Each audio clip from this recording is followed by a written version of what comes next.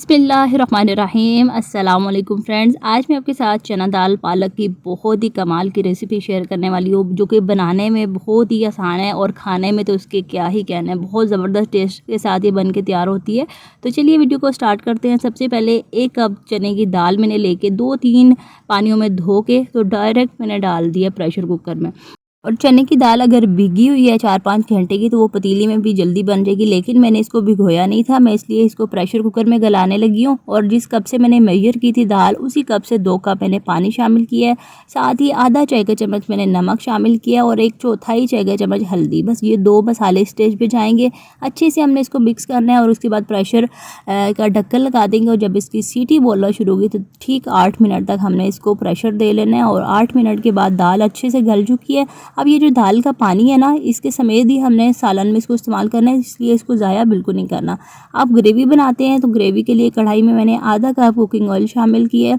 Oil जब गर्म हो जाएगा तो 3 मीडियम साइज़ की प्याज लिए मैंने, बिल्कुल बारीक चॉप की हुई है, ये मैंने शामिल किए हैं। और प्याज का हल्का सा कलर चेंज होने तक हमने इसको फ्राई करना है। जैसे इसका हल्का सा चेंज होने लगेगा कलर तो साथ ही मैंने 1 खाने का चम्मच लहसुन अदरक का पेस्ट शामिल करना है। कोई भी सब्जियां बनाते हैं ना तो प्याज बहुत ज़्यादा फ्राई नहीं की जाती।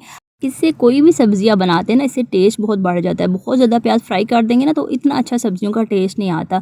तो साथ ही मैंने थोड़ा सा पानी शामिल किया है मसाले शामिल करने से पहले, ताकि प्याज का जो कुकिंग प्रोसेस है ना ये इधर ही रुक जाए। साथ ही आधा चाय का चम्मच हल्दी, 1 चाय का चम्मच मैंने सुरख मिर्च शामिल किया है, आधा चाय का चम्मच मैंने नमक शामिल किया। नमक स्टेज पे मैं कम ही शामिल कर रही हूँ क्योंकि दाल में भी हमने शामिल किया है।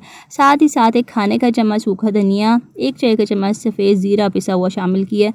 और अच्छे से इन तमाम मसालों को मिक्स करना है। और साथ ही साथ 2 लार्ज साइज़ के टमाटर मैंने शामिल कर दिए हैं, बड़े बड़े क्यूब्स में काट के। कुछ मसाले हमने आगे चल के शामिल करने हैं, लेकिन यहाँ पे इन बेसिक मसालों के साथ ना आप टमाटरों की हमने भुनाई करनी है। थोड़ा सा पानी मैंने शामिल किया है और 1 चाय का चम्मच कुटी हुई लाल मिर्च शामिल की है मैंने। अब यहाँ पे अच्छे से मिक्स करेंगे और टमाटर को गलाना है हमने, तो इसलिए ढक्कन से कवर करके तकरीबन 5 से 6 मिनट तक हमने दरमियानी आग पे पकने छोड़ देना है।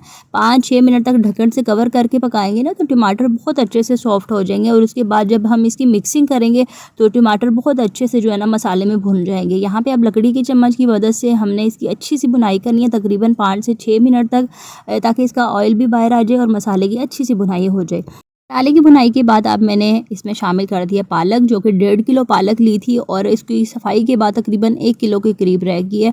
की कटिंग के बाद 4-5 पानियों में मैंने अच्छे से धो लिया क्योंकि काफ़ी ज़्यादा इसमें डस्ट होती है।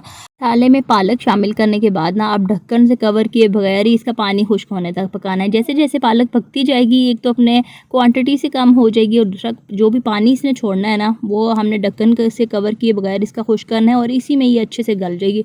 और टमाटर के छिलके जो है ना साथ साथ जो बनते जा रहे थे, क्योंकि हमने बड़े बड़े क्यूब्स में टमाटर डाले थे, तो यहाँ पर मैंने छिलके इसके सारे निकाल दिए। और यहाँ पर माशाल्लाह से पालक का पानी बहुत अच्छे से खुश्क हो गया। ढक्कन से कवर करके अगर आप इसको पकाते ना तो मज़ीद इसने पानी छोड़ना था।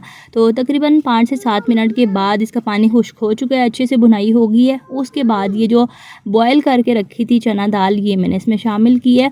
और चना दाल जो है बहुत अच्छे से माशाल्लाह से गल चुकी थी। अच्छे से हमने इसकी मिक्सिंग करनी है ताकि चना दाल में पालक का और तमाम मसालों का फ्लेवर अच्छे से जो है ना माशाल्लाह से आ जाए। उसके बाद जो चना दाल का थोड़ा सा पानी था तकरीबन आधा कप के करीब, तो वो मैंने इसमें शामिल किया। अच्छे से मिक्स करेंगे। अब एक मेन इंग्रेडिएंट इसमें शामिल करना है जो है कसूरी मेथी। 1 खाने का चम्मच कसूरी मेथी लेके हाथों में अच्छे से मसल के मैं स्टेज पे इसमें शामिल करूँगी। इसका बहुत अच्छा पालक में टेस्ट आता है। तो अच्छे से हमने इसको मिक्स करना है और उसके बाद हमने इसको दम पे रख देना है। बहुत ही कम मसाले इस चना दाल पालक में जाते हैं, लेकिन टेस्ट में बहुत ही कमाल की बनती है। तो अच्छे से मिक्स करने के बाद तकरीबन 4 से 5 मिनट तक हमने दम पे छोड़ना है इसको।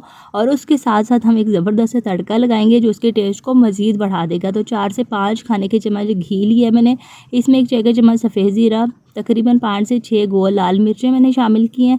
और साथ ही अच्छे कलर के लिए मैंने आधा चाय का चम्मच इसमें शामिल किया पेपरिका पाउडर, कश्मीरी लाल मिर्च भी शामिल कर सकते हैं आप।